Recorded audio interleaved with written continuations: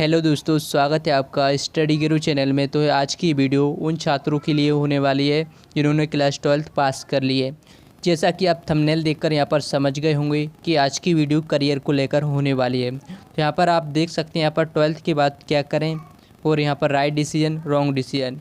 क्योंकि 12th के बाद करियर को लेकर एक डिसीजन लेना होता है। तो इस डिसीजन में आपको डिसाइड करना होता है कि आपको करियर किस दिशा में ले जाना है और किस प्रकार से आपको अपना करियर बनाना है। कुछ ऐसा ज्ञान आप ज़रूर पाओगे इस वीडियो को देखने के बाद जो आपके करियर के लिए फ़ायदेमंद रहेगा। तो आप इस वीडियो को ध्यान से पूरा अवश्य देखिएगा और साथ में इस चैनल को सब्सक्राइब करके बेल आइकन को अवश्य प्रेस कर दें, जिससे क्या होगा, आने वाली और भी एजुकेशन से संबंधित वीडियो आपको मिलती रहेंगी। तो चलिए अब वीडियो को शुरू करते हैं बिना किसी टाइम गवाए। एक स्टूडेंट लाइफ में दो डिसीजन बेहद महत्वपूर्ण होते हैं जिन्हें बड़े ही सोच समझकर इन पर निर्णय लेना चाहिए, क्योंकि ये डिसीजन आपके करियर को बना भी सकते हैं और बिगाड़ भी सकते हैं। इसलिए इन दो डिसीजन पर आपको गौर ज़रूर करना चाहिए। अगर आप इन पर गौर नहीं करते हो तो आपका करियर बर्बाद भी हो सकता है। तो यहाँ पर पहला डिसीजन है, जब आप 10th क्लास के बाद सब्जेक्ट को लेकर आप डिसीजन लेते हो तो आपको पहले सोच लेना है मुझे किस फील्ड में अपना करियर बनाना है। तो ये तो रही 10th की बात कि किस प्रकार से आप अपने करियर को बनाने के लिए एक सही सब्जेक्ट का चुनाव कर सकते हैं। अब हम 12th क्लास की बात करते हैं, जो कि इस वीडियो का मेन टॉपिक है। 12th क्लास के बाद क्या करें, क्या नहीं करें, कौन सा सब्जेक्ट चुनें, कौन सा कोर्स करें। तो ये क्वेश्चन सभी स्टूडेंट की लाइफ में आता है। तो ऐसे में ये क्वेश्चन यानी कि 12th के बाद क्या करना चाहिए, ये स्टूडेंट की लाइफ का सबसे बड़ा डिसीजन होता है, क्योंकि ये आपकी करियर को बनाता है और बिगाड़ भी सकता है। इसलिए आपको राइट डिसीजन और रॉन्ग डिसीजन, इसमें आपको अंतर समझ लेना है। सबसे पहले हम रॉन्ग डिसीजन को समझ लेते हैं कि आखिर रॉन्ग डिसीजन क्या होता है। तो यहाँ पर हम 10th क्लास से यहाँ पर रॉन्ग डिसीजन समझते हैं।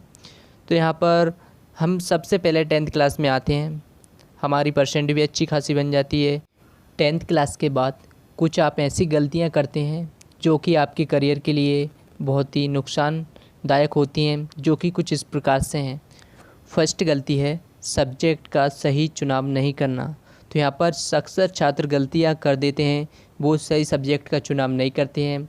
जब वो सब्जेक्ट चुनते हैं 10th के बाद तो यहाँ पर उसके संबंध में कोई भी जानकारी नहीं लेते हैं। तो ये सबसे बड़ी एक छात्र की गलती रहती है।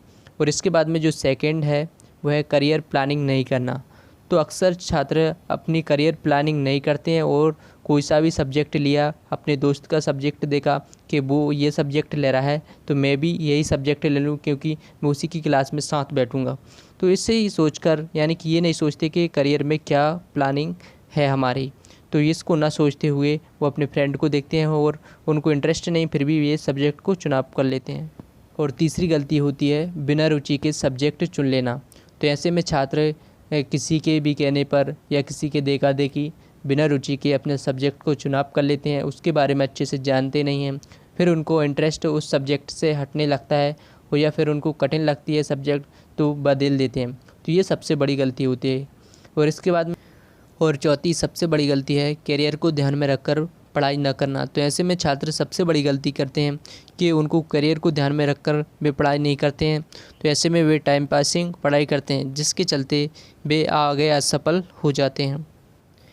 और इसके बाद में एक स्टूडेंट लाइफ की सबसे बड़ी गलती है कि कोई प्लानिंग के साथ पढ़ाई नहीं करना। तो ऐसे में क्या होता है, ऐसे में छात्र अपनी पढ़ाई तो अच्छे से करते हैं लेकिन कोई प्लान नहीं बनाते हैं, फ्यूचर प्लान नहीं बनाते हैं कि उनको भविष्य में आकर क्या करना चाहिए, क्या नहीं करना है।